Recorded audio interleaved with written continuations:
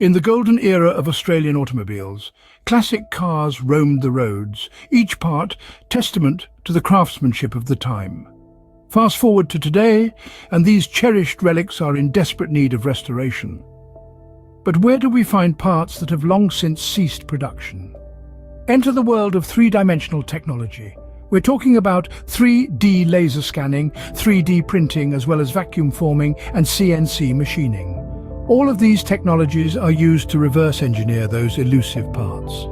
Imagine taking your beloved old car and scanning it piece by piece, and then recreating a part with precision and care, right down to the last nut and bolt. At the forefront of this revolution is Matt. He's from Total3D.com.au, a Melbourne-based Australian company. He's there to guide you through the process, from scanning to manufacture, or simply to create a part from his extensive catalogue. Matt will ensure that each part is ready to breathe new life into your beloved classic. So why let those classic Australian cars fade into history? Use the power of three-dimensional technology. You can restore them to their former glory and keep the spirit of Australian motoring alive.